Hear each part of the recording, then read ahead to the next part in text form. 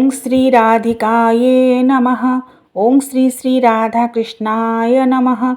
मुनीन्द्रवृन्दवन्दिते त्रिलोकशोकहारिणी प्रसन्नवक्त्रपङ्कजे निकुञ्जभूविलासिनी ब्रजेन्द्रभानुनन्दिनी ब्रजेन्द्रसूनुसङ्गते कदा करिष्यसि मां कृपाकटाक्षभाजनम्। पवित्र राधा अष्टमी भाद्रव मास शुक्ल पक्ष अष्टमी तिथि हेउछि माँ श्रीराधांकर जन्म बा आविर्भावर दिन। सेइथिपाई सर्वत्र पवित्र राधाष्टमी को पालन करा जाए।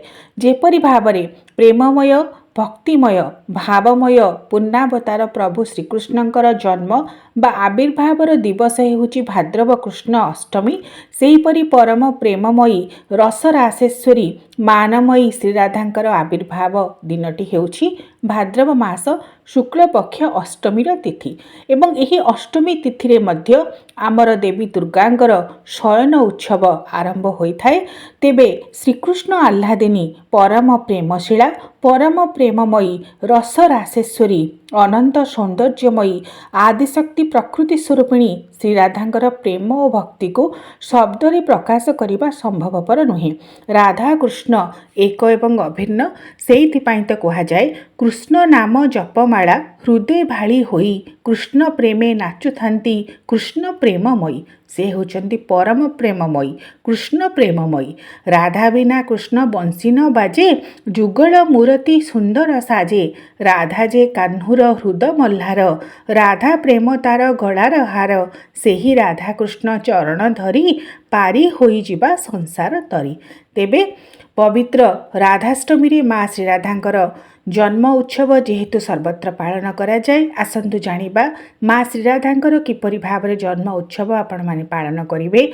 सेतिपाई चलित वर्ष शुभ समय शुभ मुहूर्त कौन रही, केउ पूजा विधि रे घरे श्रीराधांकर जन्म उत्सव आपण माने पालन करिपारिबे से संपर्क रे विशद भावरे जानिबा। चलित वर्ष पवित्र राधाष्टमीर तिथि सेप्टेम्बर 11 तारिख दिन पड़ुछि एवं एथिपाई अष्टमी तिथिर आरंभ हेउछि 10 सेप्टेम्बर एवं रात्र 11:11 रु यह आरंभ हेउछि एवं 11 सेप्टेम्बर रात्र 11:46 पर्यंत अष्टमीर तिथि रहुछि। पवित्र राधाष्टमीर व्रत को आपण माने 11 सेप्टेम्बर बुधवार दिन पालन करिपारिबे एवं राधाष्टमी व्रत पालन समय रे माँ श्रीराधांकर जन्म उत्सव साधारणतः मध्याह्न समय रे पालन करा जाए। प्रभु श्रीकृष्णंकर जन्म समय अर्धरात्र होता बेले माँ श्रीराधांकर जन्म समय मध्याह्न दिन द्विपहर, सेथिपाई एही समय रे ही माँ राधांकर जन्म उत्सव को पालन करा जाए। श्रीराधा को अभिषेक करा जाए। पवित्र राधाष्टमी दिन किपरि भावरे माँ को पूजा करिवे आसंतु से संपर्क रे जानिबा। चलित वर्ष 2024 मसीह रे सेप्टेम्बर 11 तारिख बुधवार दिन जेहेतु राधाष्टमी व्रत को पालन करा जिवो, सेथिपाई सकाळु स्नानादि नित्यकर्म सारी ठाकुर घर को जाई ताहाको परिष्कार परिच्छन्न करी नित्य दैनंदिन भावरे जिपरि ठाकुर पूजा करुचंती ताहाको प्रथमे करिवे एवं गोटे मुरुज मंडल पकइबे माँ श्रीराधांकर विशेष भावरे जन्म उत्सव पालन पाई व्रत पालन पाई एवं मुरुज मंडल मध्यरे मध्य भागरे गोटे माटी बा तंबार कलश को स्थापना करी ताहा उपरे गोटे तंबार पात्र रखंतु एवं एही पात्र उपरे वस्त्रभूषण रे सुसज्जित दिव्य श्रृंगार रे आभूषित होई माँ श्रीराधांकर मूर्ति को रखंतु। जदि घरे राधांकर पित्तल मूर्ति रखी पूजा करछंती तांको रखी पारिबे एवं जदि मूर्ति नाही ताहले चित्रपट को मध्य रखी पूजा करि पारिबे। जदि घरे माँ राधांकर पित्तल मूर्ति रखिछंती जेपरि भाबरे जन्माष्टमी रे आमे प्रभु को पंचोपचार विधि रे क्षीर दही घी महू शर्करा देई स्नान कराई थाउ कृष्णाभिषेक कराई थाउ, सेहिपरि भाबरे माँ श्रीराधांकर मध्य पंचोपचार विधि रे पूजा करा जाए। ता पूर्वरु स्वतंत्र भावरे श्रीराधांकर स्नान करा जाए। पंचामृत स्नान अथवा केवल गंगा जल रे मध्य स्नान कराइबे। तापरे मांकर मूर्ति को भल भावरे पोछि तांको आसन देबे, नानादि सुबासित पुष्प देबे, चंदन देबे। राधांकर षोडश उपचार पूजा साधारणतः मंदिर मानकरे करा जाए। आपण माने जदि चाहिबे घरे पंचोपचार विधि रे श्रीराधांकर पूजा करि पारिबे। गंध पुष्प धूप दीप नैवेद्य देई एवं एही दिन जेतेबेले पूजा करिवे मने रखिबे पूजार समय ठीक मध्याह्न हेबा आवश्यक, अर्थात 11:30 पाखापाखि 12:30 मध्य पूजा को करि पारिबे एवं अपराह्न पूर्वरु एही पूजा को सारिबे। ଜନ୍ମାଷ୍ଟମୀ ବ୍ରତ ପରି ମା ଶ୍ରୀରାଧାଙ୍କର ରାଧାଷ୍ଟମୀ ବ୍ରତ ପବିତ୍ର ଭାଦ୍ରବ ଶୁକ୍ଳ ଅଷ୍ଟମୀରେ ପାଳନ କରାଯାଏ। ସେହିପରି ଭାବରେ ଉପବାସ ରଖାଯାଏ। କେହି କେହି ନିର୍ଜଳ ଉପବାସ ରଖନ୍ତି। ସାଧାରଣତଃ ଏହା ଯେହେତୁ ବୈଷ୍ଣବମାନେ ଅଧିକ ସଂଖ୍ୟାରେ ପାଳନ କରନ୍ତି, ବୈଷ୍ଣବ ଗୌଡ଼ମାନେ ସେମାନେ ନିର୍ଜଳ ବ୍ରତ ରଖନ୍ତି। ମାତ୍ର ଚାହିଁଲେ ଆପଣମାନେ ନିର୍ଜଳ ଉପବାସ ପୁରା ନ ରଖି ମଧ୍ୟ ଫଳମୂଳ ପଣା ପାଣି ଏସବୁକୁ ଗ୍ରହଣ କରି ଶ୍ରୀରାଧାଙ୍କ ଉଦ୍ଦେଶ୍ୟରେ ଉପବାସ କରିପାରିବେ, ଠିକ୍ ଜନ୍ମାଷ୍ଟମୀ ଉପବାସ ପରି।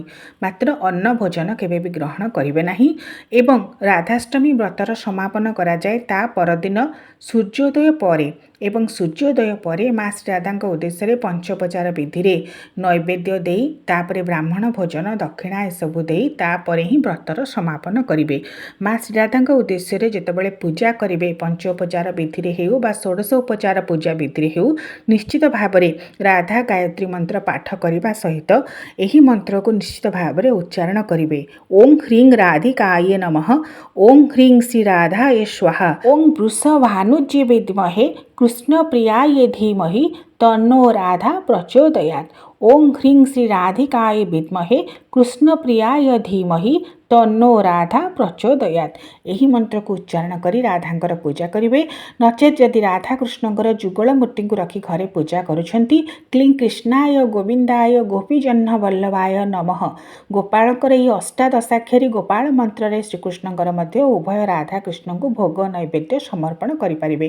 କାରଣ ଯିଏ ରାଧା ସିଏ ହିଁ କୃଷ୍ଣ, ଏକ ଏବଂ ଅଭିନ୍ନ। ରାଧା ହେଉଛନ୍ତି ଧାରା, ଯିଏ ଦିବ୍ୟତ୍ୱ ପ୍ରେମର ଭାବର ଭକ୍ତିର ରସକୁ ସଂସାରରେ ପ୍ରବହମାନ କରିଥିଲେ, ସିଏ ହେଉଛନ୍ତି ରାଧା। ସେଥିପାଇଁ କୃଷ୍ଣଙ୍କ ମନ୍ତ୍ରରେ ମଧ୍ୟ ରାଧାଙ୍କୁ ଅନେକ ସମୟରେ ଅନେକ ଜାଗାରେ ପୂଜା କରାଯାଏ। ତେବେ ବନ୍ଦେ ରାଧା ପାଦମ୍ବୋଜଂ ବ୍ରହ୍ମାଦି ଶୂରବନ୍ଦିତମ୍ ନମ ଗୋକୁଲ୍ୟବାସିନେ ରାଧିକାୟ ନମୋ ନମଃ ଶତଶୃଙ୍ଗ ନିବାସନେ ଚନ୍ଦ୍ରାବତୋ ନମୋ ନମଃ। ଯେହେତୁ ରାଧାଷ୍ଟମୀରେ ମା ରାଧାଙ୍କର ଜନ୍ମ ବା ପ୍ରାକଟ୍ୟ ଦିବସ, ସେଥିପାଇଁ ଏହାକୁ ରାଧାଷ୍ଟମୀ ବ୍ରତ ବା ରାଧା ପ୍ରାକଟ୍ୟ ଦିବସ ଭାବରେ ପାଳନ କରାଯାଏ। ଏବଂ ଏଦିନ ରାଧାଙ୍କର ଜନ୍ମ ବୃତ୍ତାନ୍ତକୁ ମଧ୍ୟ ପାଠ କରାଯାଏ। ଗୋଟିଏ ବ୍ରତ କଥା ରୂପରେ କୁହାଯାଏ ଯେ ସତ୍ୟଯୁଗରେ ଲୀଳାବତୀ ନାମରେ ଗୋଟିଏ ବାରାଙ୍ଗାନା ଥିଲା। ଥରେ ସେ ନିଜ ନଗରରୁ ଆଉ ଗୋଟିଏ ନଗରକୁ ଯିବା ବାଟରେ ଗୋଟିଏ ମନ୍ଦିର ଦେଖିଲା। ସେଠାରେ କେତେଜଣ ବୈଷ୍ଣବ ସନ୍ନ୍ୟାସୀ ପବିତ୍ର ରାଧାଷ୍ଟମୀ ବ୍ରତକୁ ପାଳୁଥିଲେ। ଗନ୍ଧ ପୁଷ୍ପ ଧୂପ ଦୀପ ନୈବେଦ୍ୟ ଆଦି ଦେଇ ଦିବ୍ୟ ବସ୍ତ୍ର ଆଭୂଷଣ ଅଳଙ୍କାର ଶ୍ରୀ ରାଧାରାଣୀଙ୍କୁ ପିନ୍ଧାଇ ତାଙ୍କର ମୂର୍ତ୍ତିଙ୍କୁ ପୂଜା କରୁଥିଲେ। ଏହାକୁ ଦେଖି ଲୀଳାବତୀର ମନରେ ପରିବର୍ତ୍ତନ ଆସିଲା ଏବଂ ସେ ଏହି ରାଧାଷ୍ଟମୀ ବ୍ରତ କରିବ ବୋଲି ସଂକଳ୍ପ କଲା। ଏବଂ ଏହି ସଂକଳ୍ପ କରିବା ମାତ୍ରକେ ତାର ସବୁ ପାପ ଦୂରୀଭୂତ ହେଲା। ମୃତ୍ୟୁ ପରେ ତାକୁ ବୈକୁଣ୍ଠ ଲୋକ ପ୍ରାପ୍ତି ହେଲା। ଏହା ହେଉଛି ରାଧାଷ୍ଟମୀ ବ୍ରତର କଥା, ବିଶ୍ୱାସ ଏବଂ ଭାବର କଥା। କୁହାଯାଏ ଯେ ରାଧାଷ୍ଟମୀ ବ୍ରତକୁ ଯେଉଁମାନେ ପାଳନ କରନ୍ତି ସେମାନେ ପୂର୍ଣ୍ଣାବତାର ପ୍ରଭୁ ଶ୍ରୀକୃଷ୍ଣଙ୍କର ଅନନ୍ୟ କୃପାକୁ ମଧ୍ୟ ଲାଭ କରନ୍ତି। କାରଣ ରାଧା ହେଉଛନ୍ତି ତାଙ୍କର ଅତୀବ ପ୍ରିୟ। ରାଧାକୃଷ୍ଣ ଏକ ଏବଂ ତାଙ୍କ ମଧ୍ୟରେ କୌଣସି ଭିନ୍ନ ଭାବ ନାହିଁ। ସେଥିପାଇଁ ଜନ୍ମାଷ୍ଟମୀ ବ୍ରତ ପରି ରାଧାଷ୍ଟମୀ ବ୍ରତକୁ ମଧ୍ୟ ଆନନ୍ଦର ସହିତ ଭାବ ଭକ୍ତିର ସହିତ ପାଳନ କରାଯାଏ। ପବିତ୍ର ରାଧାଷ୍ଟମୀ ବ୍ରତ ଅବସରରେ ଆପଣମାନଙ୍କୁ ଅନେକ ଅନେକ ଅଭିନନ୍ଦନ। ଓಂ ଶ୍ରୀ ରାଧିକାୟ ନମଃ, ଓಂ ଶ୍ରୀ ଶ୍ରୀ ରାଧାକୃଷ୍ଣାୟ ନମୋ ନମଃ।